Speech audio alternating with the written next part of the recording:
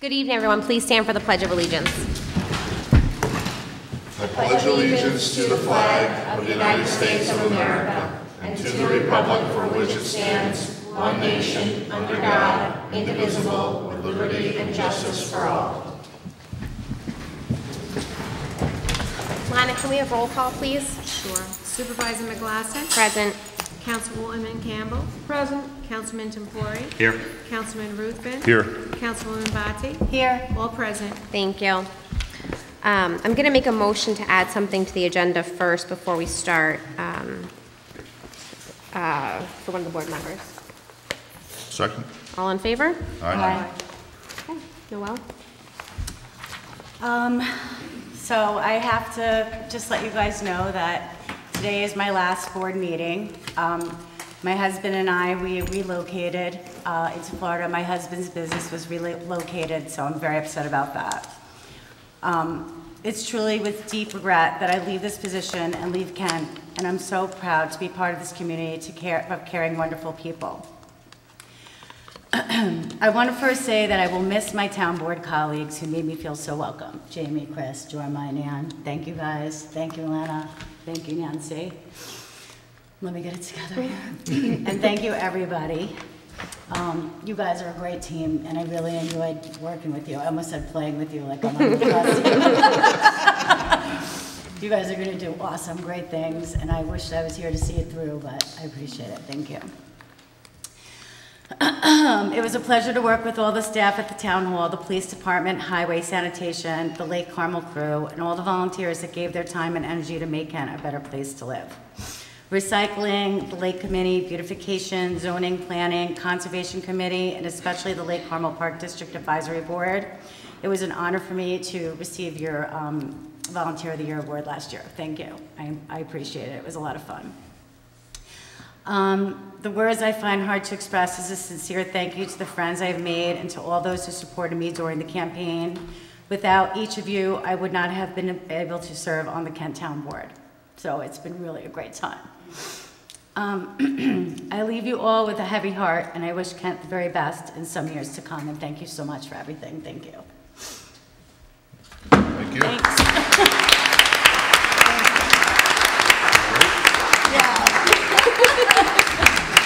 It's a heartbreak, but I'm okay. I'll get through. All right, what's on the agenda? Let's get going. Do we have to accept the resignation? Do you have to accept it? Do we? No, you put it in writing and gave it to the town clerk, so. Yes. Yeah. Okay. All right. So you want to move on? I would like to. Okay. Thank you. All right. So we're going to go back to the top of our meeting. I make a motion to open the public hearing for the New York Forward Grant. Second. All in favor? Aye. Okay. Ann, do you want to introduce this? Okay, I don't have specifics here with me, but there is a grant program called New York Forward that would provide funding to help revitalize the business district of Kent. The area that we are pinpointing for this grant application would run along 311 from the border towards Route 84 down to 52, and then from 52 to the border with Carmel down towards ShopRite. So it's a very competitive application. We're not sure we're going to be able to get it, but and the specific details of what it would look like can be determined to some extent later on. They actually have consultants that work with the municipalities to determine what the application details will be. We will be having a preliminary meeting with an advisor from that that's actually working with the state next week. We tried to have today, it didn't work out. And the grant application is already being drafted, and we're gathering information for that. So if we get that, that would be quite exciting. But they wanted us to have a public hearing just to make sure that the community is aware of this application. Okay. So we'll close the public hearing, or we'll leave it open until September 20th, and then we'll close it. Okay? All See right. if there's any comment from the public. Yeah. Nobody? Okay. All right. So let's move on then. Our first item on the agenda is a discussion of a land swap. I invite Keen and Bean up to discuss what they would like us to consider. Good evening. For the record, my name is Jennifer Gray from Keen and Bean, here on behalf of Sunbury Properties LLC. I'm joined here by the principal member of Sunbury, Stephen Hoare, as well as Jeff Contalmo with Insight Engineering. Sunbury owns the property that's directly behind Town Hall.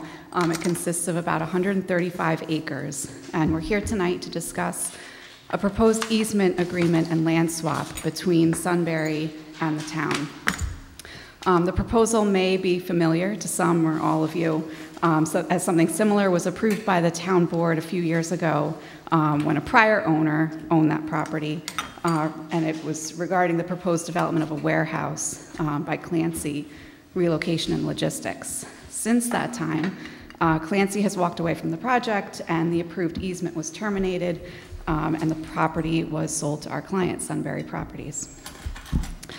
Sunbury is looking to market the property for development with an eye towards commercial development consistent with your commercial overlay zoning.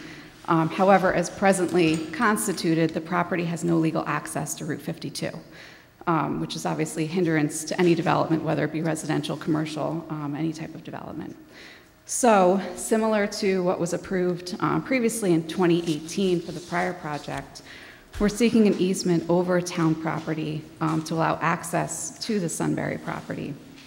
The easement would extend over the existing driveway that services the town recycling center.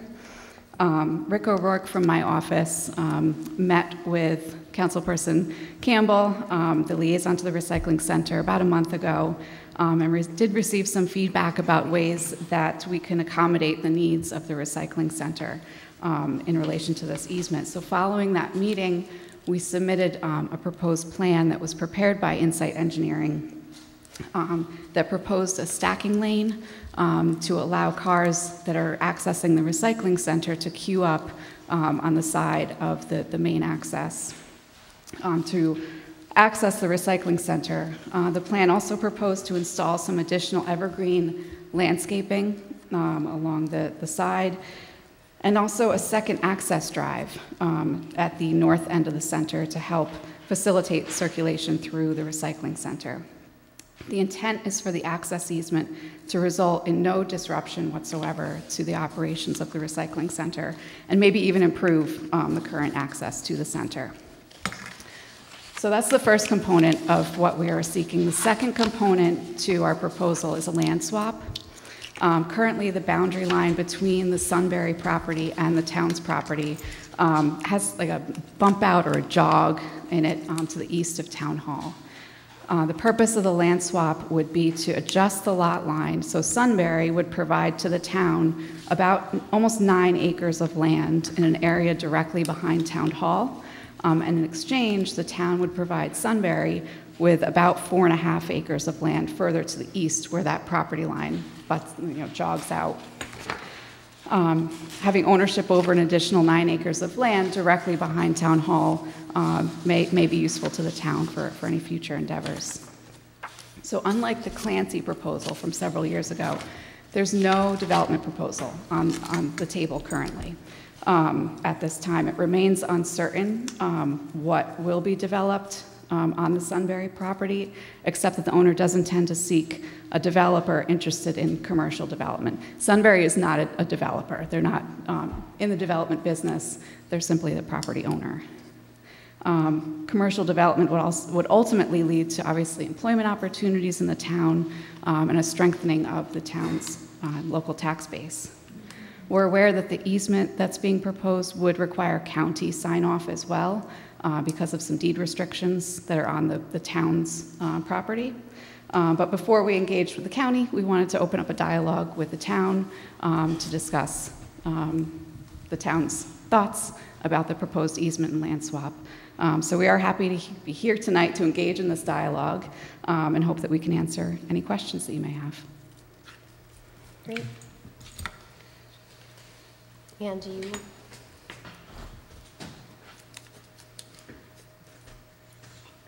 So I had sent an email this morning, and just a question for Jamie Spillane. I'm sorry, I did not get back to you, so that email had not gone forward. No, it wasn't forwarded. Okay.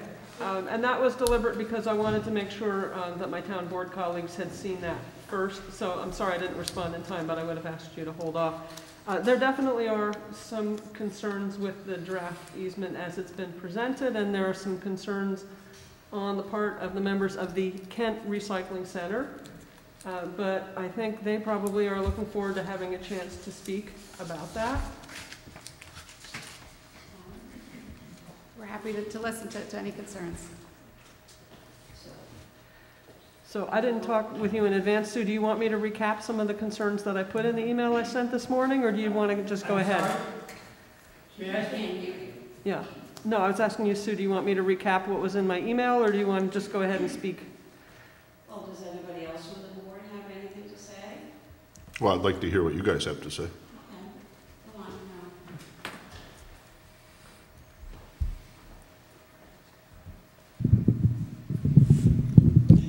Good evening.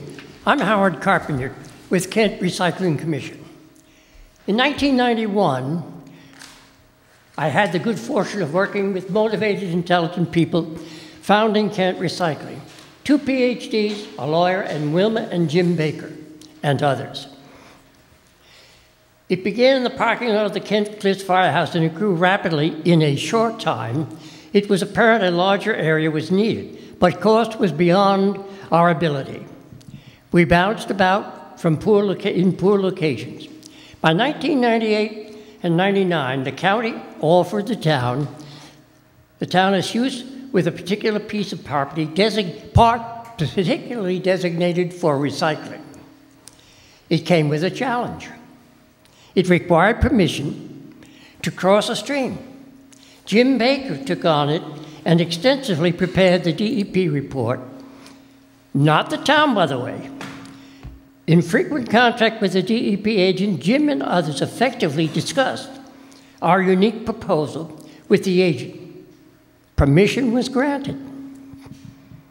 Step 2, they found the funds, but it required building a bridge. They found the funds, $120,000, and built the driveway ourselves.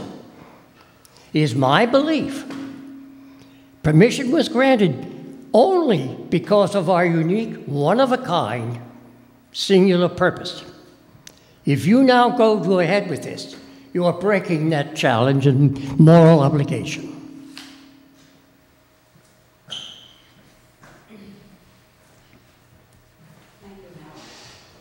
Thank you. Susan Kotzer, co-chairperson of the Kent Recycling Commission. Oh, you okay, Howard? The Kent Recycling Center Commission is comprised of a committee whom all have the same goals and thinking, regardless of their age. Whether they are 96 years old, 94, 81, 72, 68, 55, 47, 35, or even younger, their principles, dedication, and goals are the same. The Kent Recycling Commission is committed to recycle all it possibly can. Some of the items are glass, cardboard, plastic, newspaper, office paper, junk mail, steel, batteries, light bulbs, styrofoam peanuts, plastic bubble wrap, cell phones, copy machine ink cartridges, clothes, junk metal, eyeglasses, corks, even tattered and worn American flags are recycled. Personally, I was first shocked and then insulted that the town of Kent would even entertain this easement proposal again. The road, 16 Raysinger Court, is named in honor of one of the founders of the Kent Recycling Center. The engineering costs and construction of Raysinger Court was paid with Kent Recycling's own money. There was no cost to the town of Kent. Raysinger Court was designed specifically for the use of recycling vehicles and members' cars. This was achieved by Mr. James Baker, who is now 96 years old. Mr. Baker was so very dedicated to the success of the Kent Recycling Center. Raysinger Court is also deemed an emergency exit for the Kent Police Department and Lake Carmel Fire Department, and if any other emergency agencies need use of an emergency exit from the town Kent Center.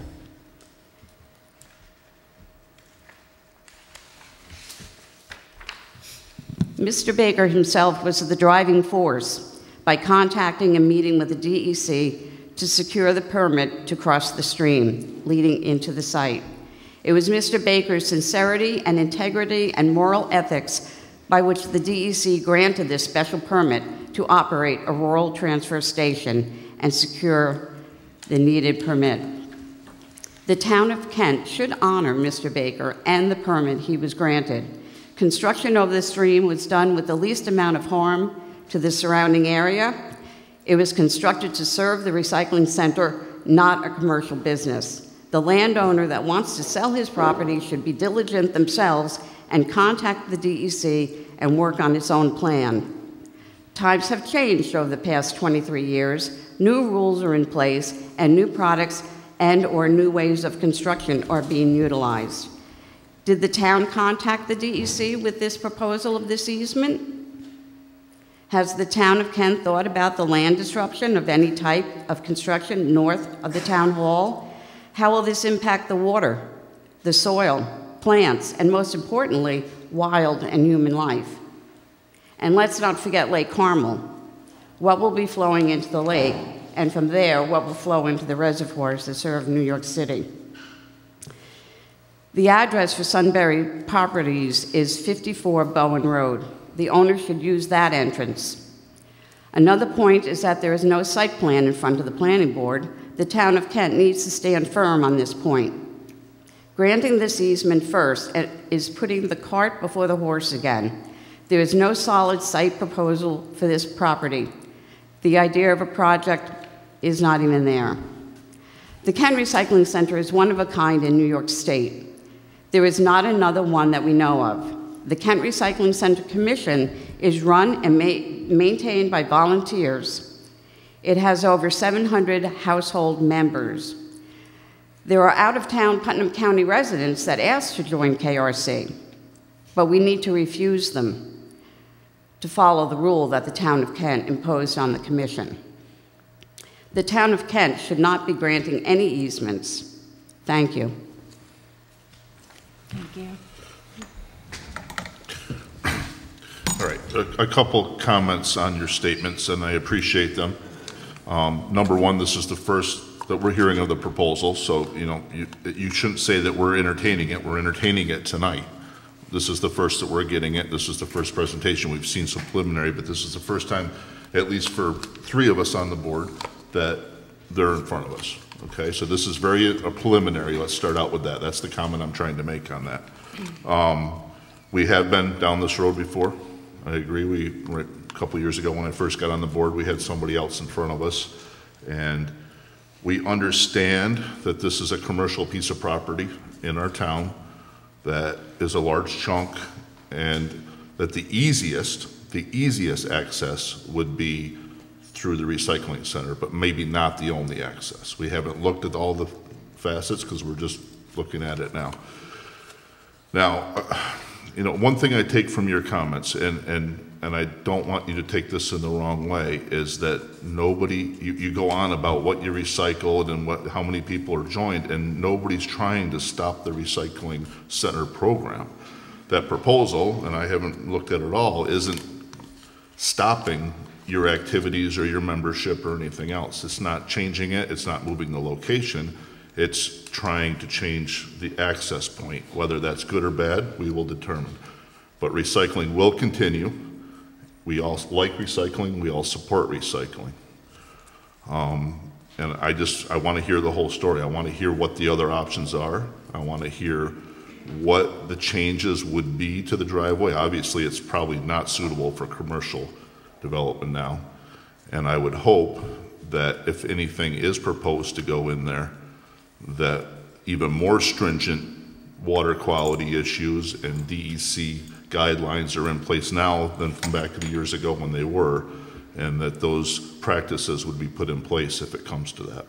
Now, I would hope that if it does come to that the recycling center would take advantage of the situation to get any type of improvements they might want to the recycling center.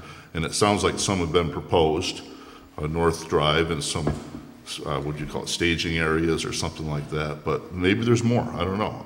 I think we're at the very preliminary stage of this, and we need to look at the big picture.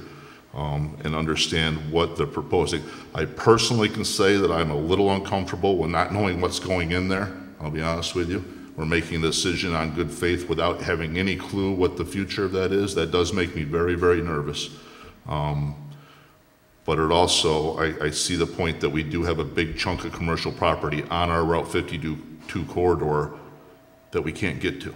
And it makes sense. Bowen Road, in my opinion, on the first go-around, I brought up the Bowen Road access, and Bowen Road is not a very good road to have a commercial access through, so I don't see that as a residential district or residential housing through there. I don't see that as a viable option.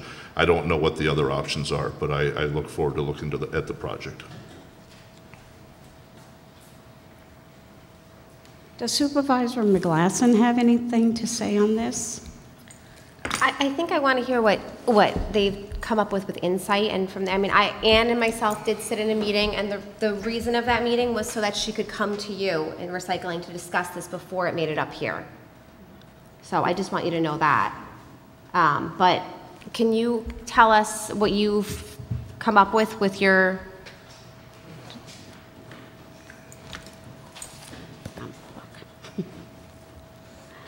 Oh, sorry. Good evening, Jeff Cantelmo from Insight Engineering, Surveying and Landscape Architecture. We've been involved with this property for decades, actually, having worked on it going back to the late 80s. We've also worked with the Recycling Center over the years, and we actually commend the job that Howard, Sue, Ray Singer, Jim Baker, all of them have done. And we did probably a half a dozen projects there. Some of them in good faith just to help. So I'm not involved with this project thinking there's going to be negative impacts to the recycling center. I just want to say that up front. As with the previous proposal, we view the opportunity for future development there to actually provide opportunities to the recycling center to solve some of the issues that they confront, whether it's more area to expand their footprint, better traffic circulation, better mitigation for the traffic where you're entering onto New York State Route 52. All of those opportunities will now afford themselves to the recycling center. And when a real proposal does come in, there's a process, both on the town level and regional level, that will look at those impacts and require the study of mitigation. And certainly the impacts to the recycling center have to be part of that. And the town planning board ultimately would have a material say on how deep those analysis and improvements would have to go. So what we've done to date is from the previous application where Mr. Clancy was looking with a very specific proposal. We met with the recycling center on a couple of occasions. We listened to them. We came back. We added a stacking lane coming into them because they do thankfully have a successful operation where they get backups on their busy Saturdays. And we believe there's other traffic circulation improvements that could help them actually with that. But we did show stacking lane in an earlier version of a plan. We also looked at adding a second entrance to them further to the east, extending the road out toward the east, which again would allow for better circulation, provided some screening because they had concerns there. But those are just really the start of what was discussed with the last application. As Jen Gray noted, the current landowner isn't a developer. He doesn't have a specific plan for development, but he does realize that this piece of property without the easement really can't even begin to go to the market to see what could be done there. And I think the concerns of the recycling center are legitimate, and I think the concerns of the recycling center would need to be addressed in the future with a proposal. But what I can tell you and reiterate what Chris said was that the regulations they got that crossing approved under are much stricter now. That crossing would be permitted today, just like it was back then, but it would have additional mitigation both for traffic, stormwater, and other environmental concerns. And we fully anticipate that when and if a development comes, those issues are going to have to be addressed. There's no question about that. And I don't mean to make it sound like they don't have legitimate concerns. They do. But what this is you know, the town, and again, I don't know how many people know, but we've been involved with the town for decades. We designed this facility here. We helped design the expansion of the recycling center, the interconnection to provide some relief in an emergency. We were involved in all of that. We know that right now, this property for the town is hamstrung by way of limited access to the back because of topographic concerns. So this land swap and easement, it doesn't just benefit the applicant here. It ultimately will benefit some potential expansion capabilities for the town at this site. For what? Who knows? You know, time will tell. But again, we're very sensitive to the recycling center's mission, their concerns. We're not here to say, hey, it's them or us. That's not what this is about. Jeff, because you're familiar with it, can I ask you a question about the land swap?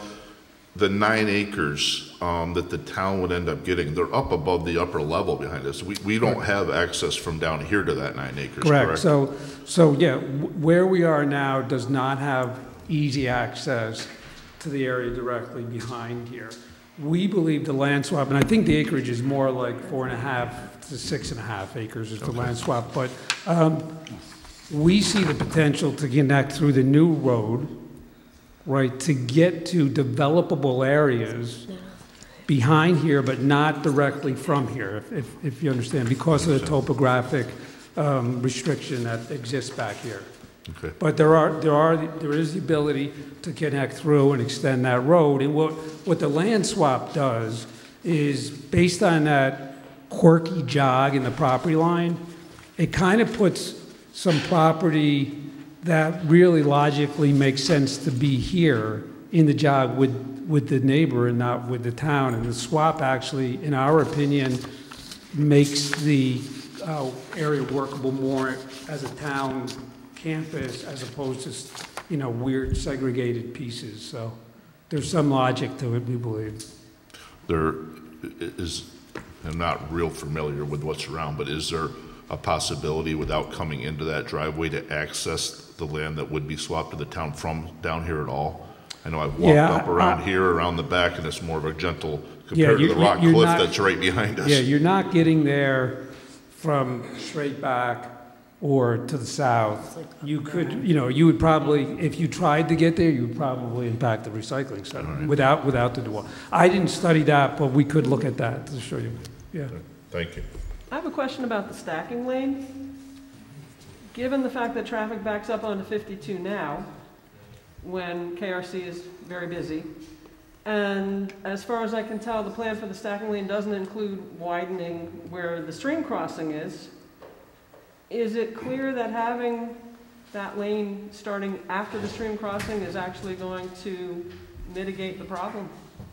Well, again, if you look at it in a vacuum and just say, hey, we're going to add a stacking lane today, I'm not sure that's the best solution. That was the solution that was suggested and put on the plan for the interim. There would be some traffic study involved to come up with what is the best solution. That stacking lane actually could allow for 2 lanes, right, to queue up coming into the recycling center and thereby double how many cars are stacked before you get into the recycling center. I believe the better long-term solution when the road gets extended is to give a second driveway to the recycling center further to the east, thereby lengthening how you would drive along the road to get into the recycling center. But again, I don't want to presuppose it's a solution here. There's study that needs to be done, but there's certainly opportunities within this plan to help solve some of those problems. Yeah, you have to look at the traffic flow because where everybody goes when they come in is to the truck. I'm very familiar. I'm very familiar with all of that. The other thing I was concerned about is even adding a lane there. Isn't that within the watershed buffer, the wetland buffer area? Yeah, the watercourse buffer, you know, that lane would certainly be within the watercourse buffer, and there would be permitting associated with it. Because There's not a prohibition from doing that. There's a process for doing that. okay, the concern that I expressed in an email, and I realize this has not been sent on because, again, I just met with KRC recently, and I wrote up some of the concerns and sent them off to my town board colleagues this morning. So we haven't really had a chance to discuss this.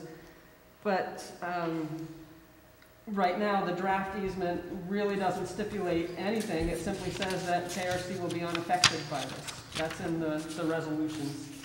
And so my concern and what I hope to explore is how does this get put into the easement document so that there's a sufficiently fleshed out plan in place that it is known what changes will have to be made, and then presumably the buyer would have to actually implement those changes. Yeah, I think, again, that's a legitimate concern. I'll let Jen, talk to that. But without a specific proposal, it's very difficult to say, okay, here's the improvements that need to make sense.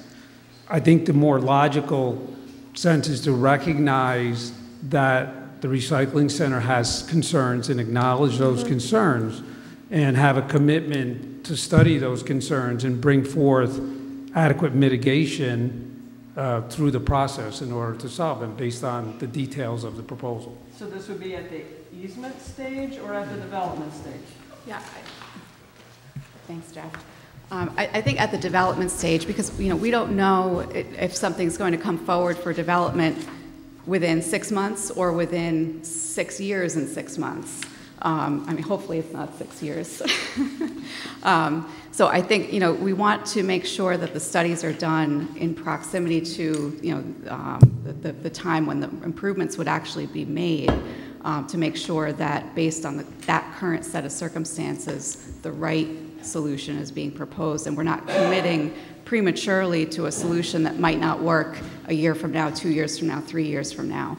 So I think Jeff's suggestion to put the commitments into the easement agreement that those concerns will be part of the development of this easement, and they'll be addressed at the time a development proposal comes forward, which is going to have to be done anyway. And that's, kind of underscores something that Jeff spoke to as well, that this easement agreement, it's not authorizing construction, it's not authorizing any development whatsoever, it's not committing the town board, the planning board, any of your boards to any approvals or any development on the site whatsoever. It's just providing access to the property with an opportunity to come forward to your planning board to seek approvals for development. And through that approval process, we'll have to do all of the study, the transportation studies, traffic studies, studying the stream crossing, making sure that there's no adverse environmental impacts that are going to result from that.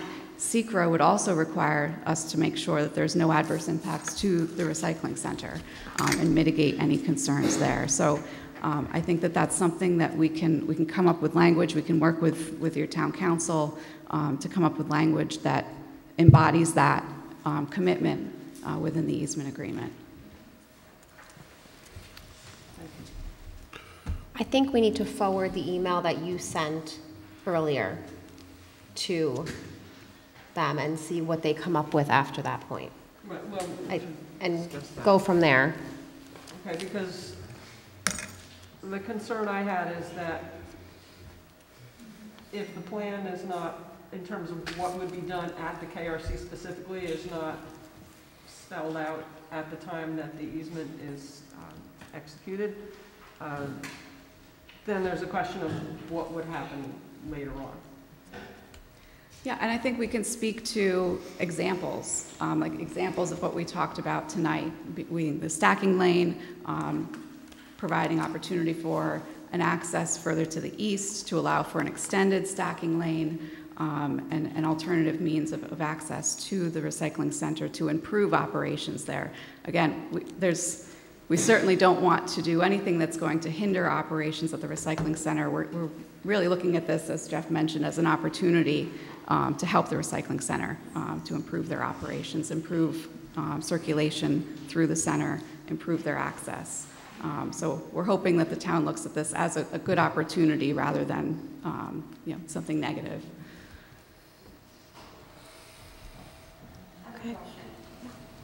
Excuse me. Sure.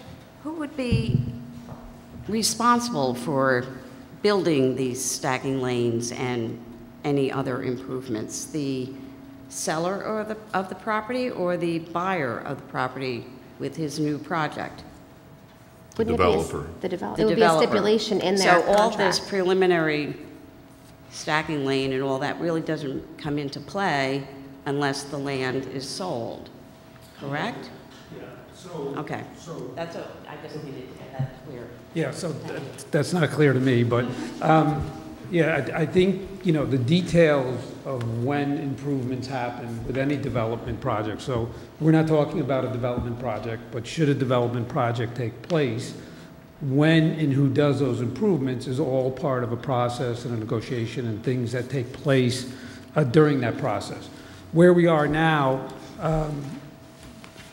if this easement was granted tonight, and I'm not suggesting it should be, but if it were, and somebody went out there tomorrow, nothing would be different, right? It would be exactly the way it was today and yesterday, right? It's when a proposal comes forth that approvals are necessary for any improvements, and at that time, the discussion would ensue as what is the correct improvements here, and then who implements them, how, who pays for it, when, all of those things come into play.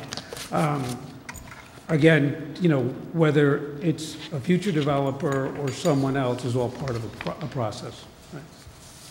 Obviously, I have to discuss this further with my colleagues on the board, but my instinct would be to have that plan in terms of how the Kent recycling would be affected worked out at this stage, rather than leaving it for the development stage. And I understand that if a long time period elapsed between when those plans were made and when development occurred, that there might be some new regulation, stormwater or something else that would have to be met. But my preference would be to have some discussion, meeting up at the KRC, working out exactly how access could be provided in a way that would retain or improve operations, and to have a plan that would be annexed to the easement so that there's no question about what is to be done in the future. But that's my instinct, and maybe that's not feasible. Yeah, my only comment to that would be to establish a minimum standard is logical. To establish the standard is not logical. Not knowing what's going to happen, how it's going to happen, what other concerns may come up, you know, that process will determine the ultimate solution for that particular area, right? To establish some minimum standards makes sense to me, but to establish these standards does not make sense to me. And I'm only sharing my engineering planning background, but I hear what you're saying. So how would minimum standards be articulated? Yeah, I don't know. You know, it's I could envision, you know, some discussions amongst the groups to come up with what the concerns are, what the potential solutions to the concerns are, and then establish maybe a range of how those improvements could happen, and then home in on a minimum standard of some sort. And again, to me, the standard is going to change depending on what ultimately happens and how the actual future improvements are implemented and how they're used, and you know what the designs and again what other factors pull things in different directions. You know, you've got DOT concerns out in Route 52. You've got the watershed concerns, which have already been articulated, along with DEC. You have other local town concerns. You have other concerns of the health department in terms of water and sewer supplies. All of these things interact, overlay, and push and pull a project in a direction.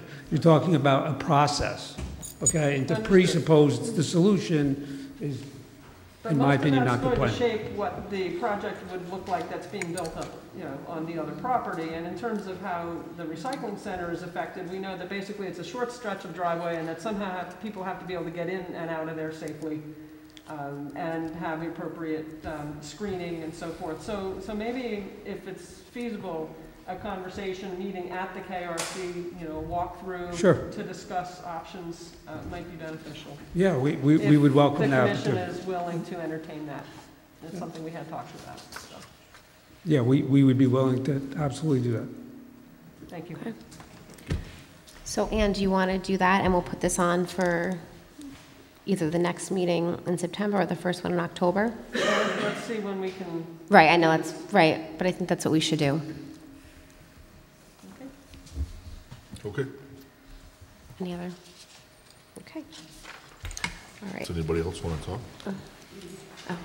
Thank you very much for your time tonight, and we look forward to coming back before you and having the meeting at KRC. Thank you. Thank you. Thank you. Thank you. Thank you. Our next item is to advertise for bids for the Lake Carmel walking path and the driveway improvements at Ryan's Field. We've gotten all of our engineering reports back from Insight Engineering to extend the walking path around the lake and to improve the driveway at Ryan's Field. You want to say anything about it? All right, just so everybody understands, we're not extending the walking path all the way around the lake. No. It's going to go from where it ends right now down to the dam on East Lake Shore Drive. There was some engineering that had to be done out there because it's unlevel. There's quite a bit of a bank off the side of the road. There's a bunch of culverts that come through, and there was a section of walking path that's currently right up on the edge of the road right now that's quite dangerous. And we were asked to do this by the Lake Carmel Park Advisory Board for a couple years now. They find, and I agree with them 100%, it's a very dangerous situation as people are walking down the walking path and they get to the spot where it stops and they all jump out on the road and start walking down the road toward the dam. So this will make it a little bit safer for the walkers and the joggers and the bikers along Lake Carmel, with future hopes of being able to continue it on after we wrap up some other projects down there. And you want to talk about Ryan's Memorial Park? So at Ryan's Field, if you've ever pulled in there, you know that as soon as you go in, it just drops right down. It's a terrible entrance and exit to get in and out of the park. So we have some plans here to raise it up a certain amount and to fix the entrance so there would only be one way in, one way out, not the two ways, and extend the grass area in the center with some flowers and make it look nicer, but also make it easier in and out of the park. So. Is it going to stop it so that when you come up to the stop sign, you're sitting on a hill? No, you're not. No, it is going to fix it. It's not. You're not going to be sitting. Oh, you're going to still be on a hill, but you're not going to be rolling backwards. Hoping that you don't go back into the car behind you. Great. It will be improved. So tonight we are just going out to bid for both projects. Everybody good? Mm-hmm. Any comments? Questions? I'd like to make a motion to pass a resolution authorizing the town clerk to advertise for Lake Carmel walking path and driveway improvements at Edward Ryan Memorial Park. Whereas the town of Kent wishes to advertise for bids for the Lake Carmel walking path and driveway improvements at Edward Ryan Memorial Park, and whereas the town board of the town of Kent wishes to authorize its town clerk, Yolanda D. Capelli, to advertise for bids for Lake Carmel walking path and driveway improvements at Edward Ryan Memorial Park. Now therefore be it resolved that the town board of the town of Kent hereby authorizes its town clerk, Yolanda D. Capelli, to advertise for bids for Lake Carmel walking path and driveway improvements at Edward Ryan Memorial Park. Can I make this motion? Second. All in favor? Aye. Aye. Do we need to put dates in there? Oh. It's okay, I have the date. Okay. All right. Thank you. Our next item on the agenda is a police department chaplain. So I invite our police chief, Kevin Owens, up here.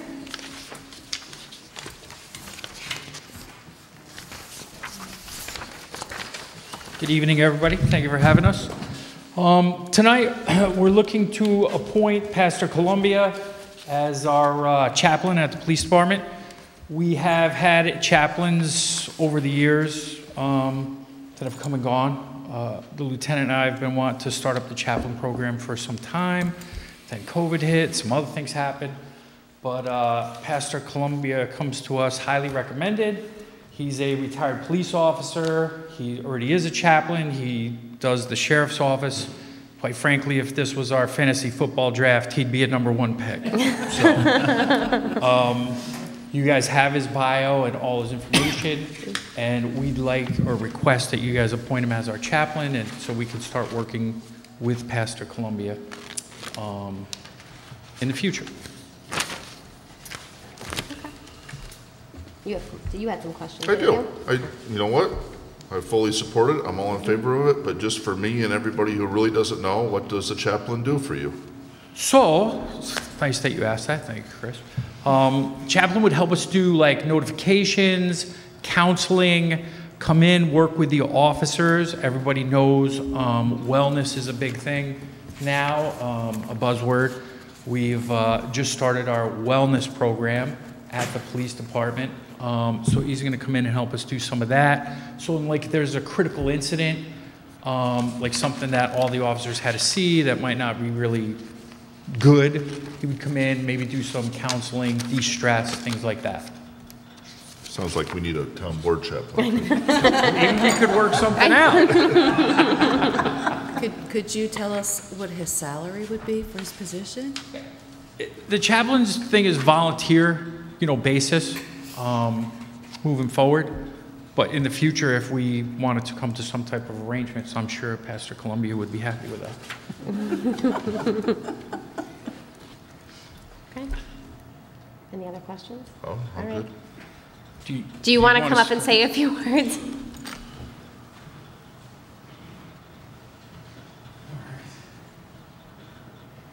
Thank you, Chief Owens. It's an honor and a privilege to serve. I was a New York City police officer in the 80s and 90s. I've been trained in all types of critical incident stress, suicide awareness and prevention, all those other type of incidents. And to answer your question directly, a chaplain is a minister of presence. So being there to support the officers in their time of need, and also to be there if they go through traumatic events or deal with anything where they would need support, that would be my major role and function, and I'd be willing to do that. That sounds good for the town board. Twice a month, you gotta show up on Tuesdays. I might need him a little bit more. Yeah, I know. Well, thank you, and Thank you. welcome aboard. We haven't done it yet, Yeah, but I'm sure we're gonna. Thank you. Thank you. Any public comment? Okay, does someone want to read? Sure. I make a motion to adopt a resolution appointing a chaplain for the Town of Kent Police Department. Whereas Kevin Owens, the chief of the Town of Kent Police Department, has recommended the town board appoint Pastor Andrew Columbia to fill the vacant position of the Town of Kent Police Chaplain. And whereas the town board of the Town of Kent wishes to accept the recommendation of Chief Owens, now therefore be it resolved that the town board of the Town of Kent hereby appoint Pastor Andrew Columbia as the Town of Kent Police Chaplain. I hereby make that motion. Second. All in favor? Aye. Congratulations. Thank you. Congratulations. Thank you.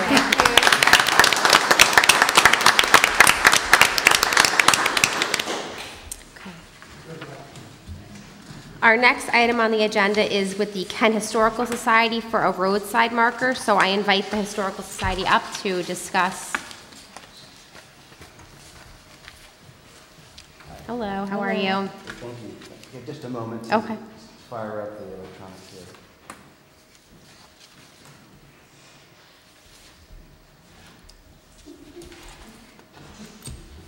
Should maybe do the advertise for the. Want to move on? Give them a minute? Sure. We're going to give you a minute. We're going to move on to something we'll come back to while you get that started up, okay? All right, let's go to the next item, which is the planning board to accept a letter of assurance. Just find this. The planning board has already voted on this. They are asking us to waive an erosion control bond and accept a letter of assurance from the New York City DEP in lieu of a bond. Okay. They've already voted in favor of it, so. Any comment? No issues. Okay. Want to read one? Sure. I'd like to make a motion to pass a resolution authorizing waiver of erosion control bond and acceptance of letter of assurance from the NYC DEP, Town of Kent. Where am I? Whereas NYC DEP, the owner of land at Churchill Road, Kent, New York, identifies as tax map numbers 12-1-6 12-1-45 and 12-1-29.2, collectively the lots, has submitted a request to the planning board to waive an erosion control bond and to accept a letter of assurance from the NYCDEP in lieu of the aforementioned bond. And whereas the planning board, at their meeting held on July 26, 2022, adopted a resolution numbered 12, recommending the town board waive the need for an erosion control bond and accept the letter of assurance from the NYCDEP. Now therefore be it resolved that the town board of the town of Kent hereby authorizes the waiver of erosion control bond on the above referenced lots and accept a letter of assurance from the NYCDEP. I'd like to make that motion. Second. All in favor? Aye. All right, let's go. Are you ready now? You good? Okay. Terrific. So thank you very much. I appreciate the opportunity to appear before this group. I'm Jason Klein. I'm a relatively new resident of the town of Kent. I've lived in Westchester in the New York area my whole life, but I'm kind of new to Putnam County. And let me just start with a bit of a personal anecdote, which is when I moved up here, almost a little over a year ago, I found an ad or an announcement from the Putnam County Historical Society about a framed map of the area. And I bought it. It was $55, and it's pictures up on the left. And I had that on the wall, and I started staring at it in greater detail. And I realized that I lived right at a spot on the map that is called Coles Mills. And I could see it by the intersection of the Croton River with a stream that comes down from what's called Barrett's Pond. And so I started doing some research into Coles Mills and found there's not a lot available. I went to the Putnam Historical Society, went through their files. There are a number of books that cover it, but in many ways it's really kind of lost to history, and it is a pretty interesting history. It actually dates back to 1747 when Elisha Cole and his wife Hannah Smalley moved here from Cape Cod. He was one of the first settlers in this entire area. He built a log home and a grist mill right at the intersection of the West Branch Croton River and a stream, which is the outlet of Bartlett's Pond.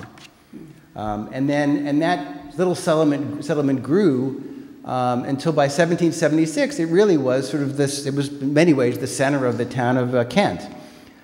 There was a schoolhouse, several farms, a general store, and other buildings. Elisha Cole and his two sons were both patriots, along with many of their neighbors, and they were part of the 7th Regiment, Dutchess County, under the command of Colonel Ludington, and you all know about Ludington's daughter's ride. And they fought in the Battle of White Plains. They traveled with General Washington to New Jersey. They returned to home, and then they helped scare the British out of Danbury in 1777. So there's quite a bit of history. But then it also continues where Coles Mills was twice erased from, not really erased, but twice the settlers there were removed from their settlement. First in 1779, after the Battle of Saratoga, the commissioners of forfeiture of the colony of the state of New York at that point confiscated the land and then actually sold it back to Elisha Cole. So he got a pretty good deal to buy the land back. He was the tenant there, and so most of the landholders bought their land back after it was confiscated by the colonial government. And then in 1888, it was confiscated again by the New York State to build the West Branch Croton Reservoir. I hope it doesn't happen a third time. Just to give you some historical reference, this is called the Commissioner of Forfeiture map. This shows what was sold back to the tenants in 1782 after what was confiscated. You can clearly see a 400-acre parcel of Elisha Cole, his relative Ebenezer Cole across the way. This is basically what is now Route 301 and the Croton and the West Branch River. So this is where the West Branch River basically came into play. This is the 1867 Beers map of Kent. It clearly shows the Coles Mills settlement and some of the homes and schoolhouse. The schoolhouse is pretty much there. It's not quite at the same spot, but you can still see it. Here's a picture of the barn and house on the West Branch of Croton River. And this is a map of the second confiscation. This actually I received from Charlie Cole, who was a descendant of Alicia Cole, who actually has a granddaughter who's also named Alicia Cole. And what this shows is, here's Route 3. This is the last map before the reservoir was put into place. It shows Route 301. These were all the homes that were submerged. Oh, wow. This is Dixon Road. This is the old portion, and you can sort of see this is what I guess the town of Kent must have put in, or the city put in. That's the new Dixon Road. It was a road that went right across here, and so all of this was basically submerged when the reservoir was built. This is a USGS map, U.S. Geological Survey map. They do these periodically. It shows Coles Mills clearly on the map. You see the West Branch reservoir, excuse me, you see the West Branch River and the road that goes right across through Coles Mills.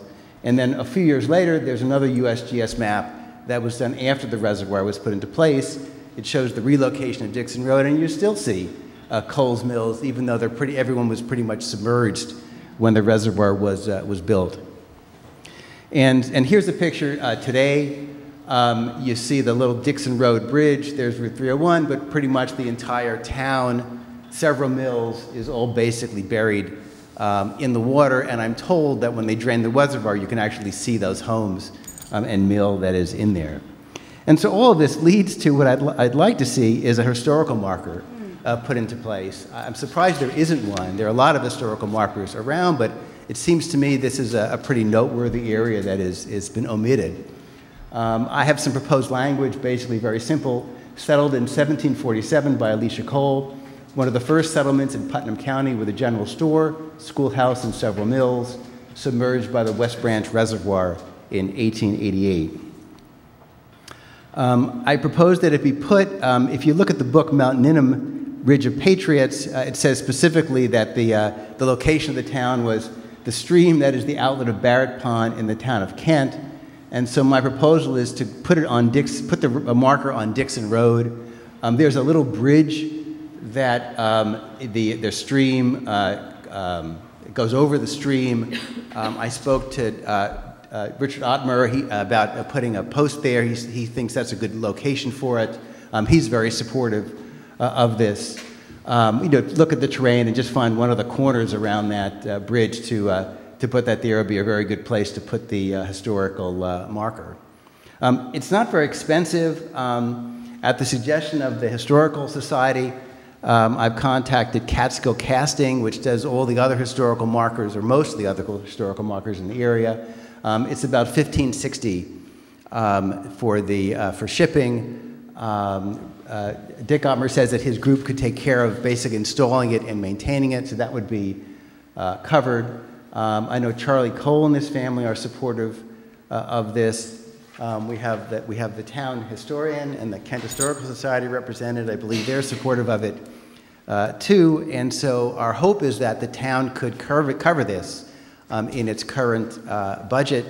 And if not completely, then we may be able to, working with the Historical Society, come up with some supplemental funds if that is needed. But we thought that this is, I guess, budget season. It might be a good time to propose it.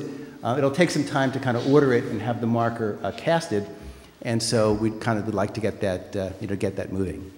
And so appreciate your thoughts on this. Great, thank you. Thank you. I want to thank you for this fascinating piece of history. I don't know if you're familiar with the work of April Esau from Vassar. Yes, yes. I've been in touch with her. We've had long discussions about this. She was the one that actually introduced me to Charlie Cole. There was a statue that went up some months ago, and I was there with that. Charlie Cole and his family came to visit me there, so she put that whole thing together. And she's very supportive, and in fact gave me some pointers and try how to find some additional documents. I think I've gotten everything that's in the Putnam Library, but there may be some other documents of interest in the Westchester Library. Yeah, there's some real parallels with what happened up at Ashokan, and up there are a lot of signs that are going up now to Right. mark and honor the communities that were taken over and destroyed Right. as the reservoirs were built. So I Yeah. think it's kind of a nice counterpoint to do the same thing here if we can. Yes. I agree. And Jason, if you were in my social studies class, I'd give you an A+. Can you come in and show my freshmen how to do this stuff? Because they're like, I have no idea what you're talking about, Mr. T. Well, the hardest part was getting the computer to work. Did you get it? You figured it out? It was fine? I did. They helped. Okay. It's your computer. It's not mine. So. I know, we left the instructions, so. Right. Thank you very much. Thank you. Thank you. Thank you. I got just one quick comment, just not this.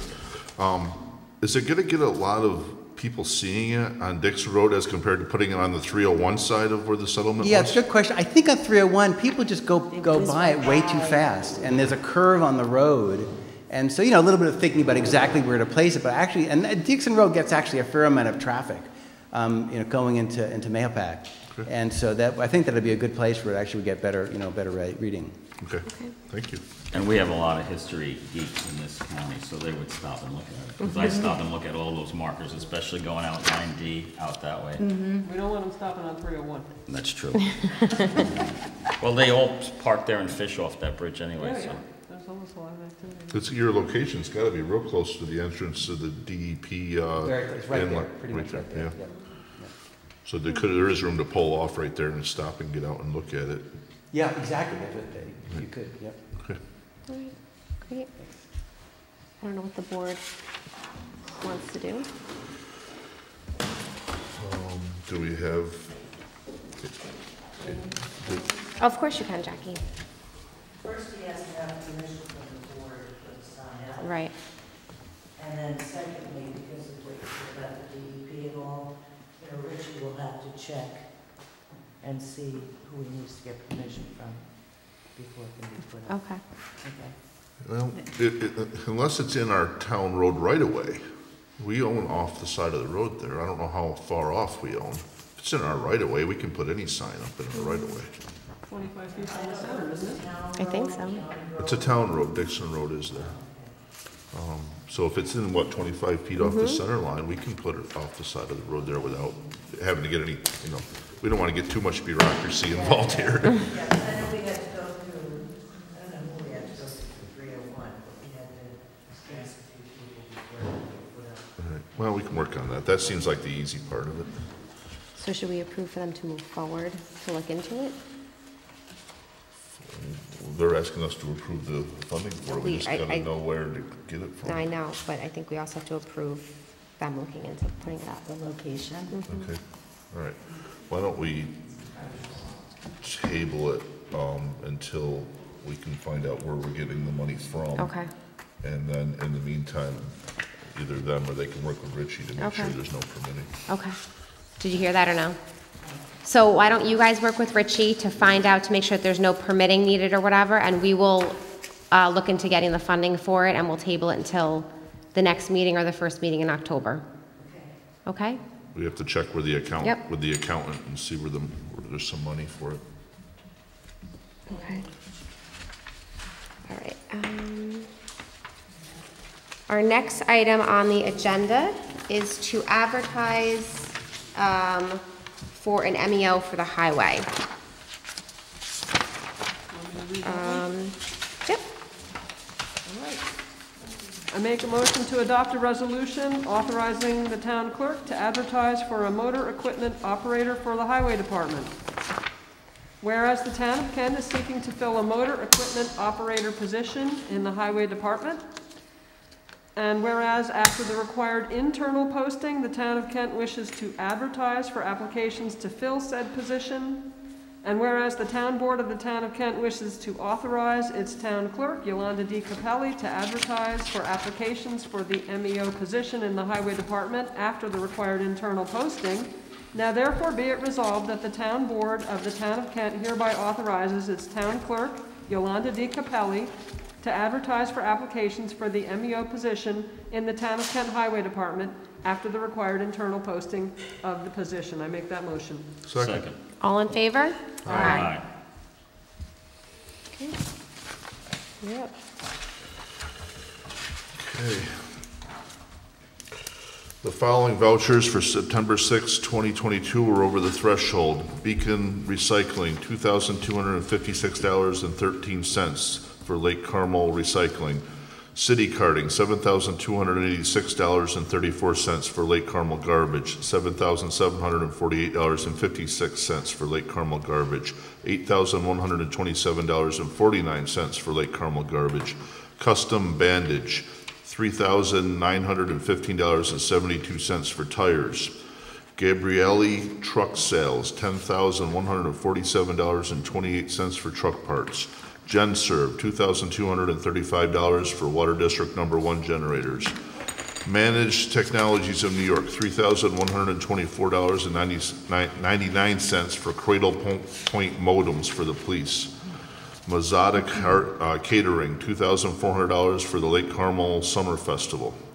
Medicare reimbursements, $29,801.40 for the third quarter reimbursements. Millennium Strategies, $2,500 for grant services. Northeast Aquatic Research, $2,500 for Lake Tibet. NYSEG, $2,015.39 for electric for the police department, $2,233.18 for electric for Water District Number 1.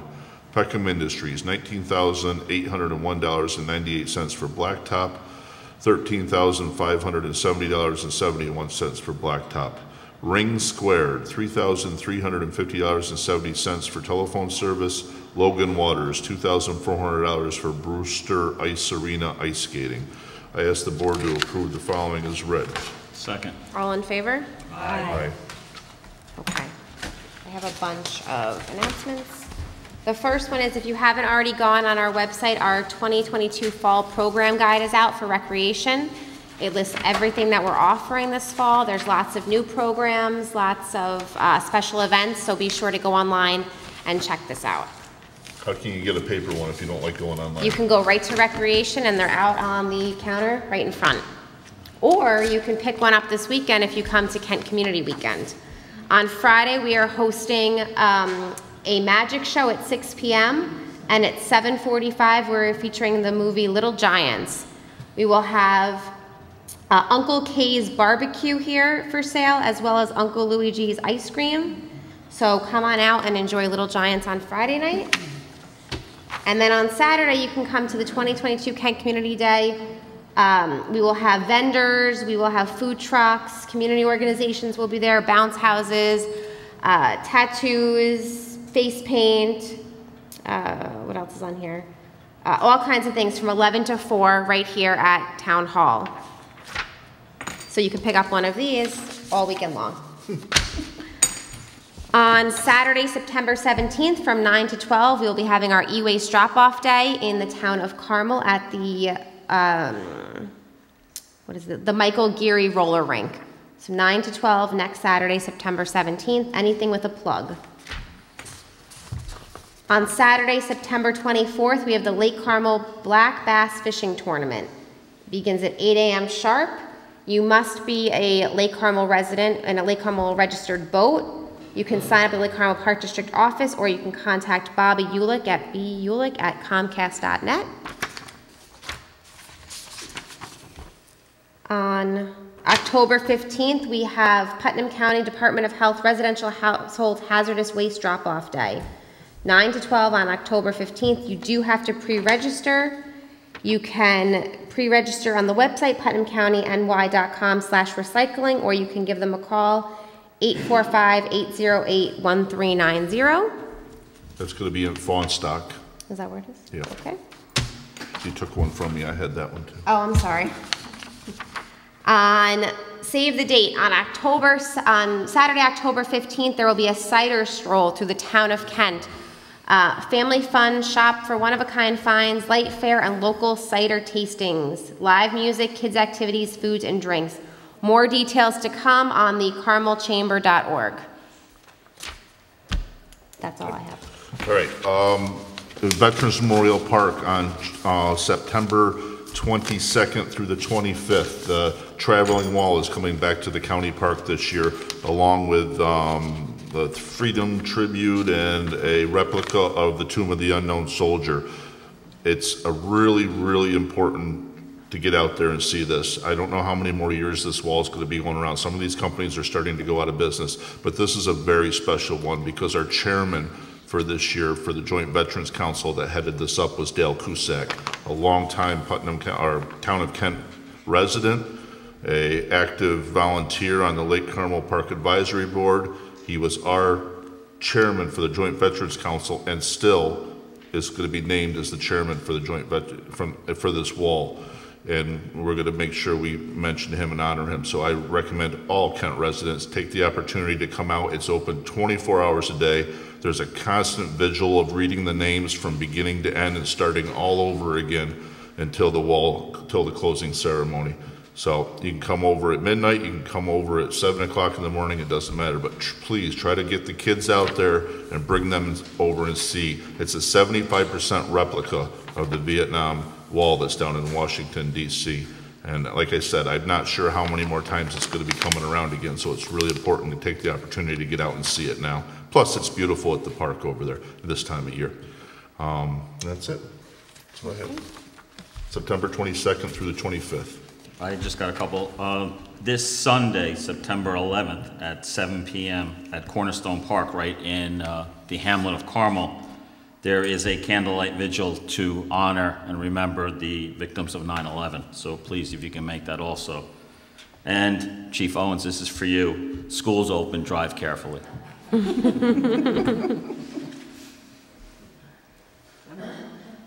it. Any public comment?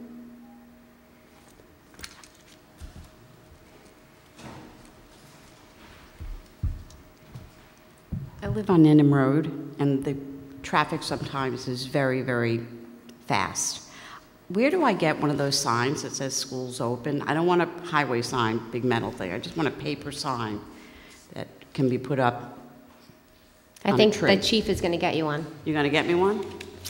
Okay, because you know the neighbors have been complaining. And we have a new family on the road that their children are now attending Carmel schools. Thank you. Okay. I made my own, but, you know.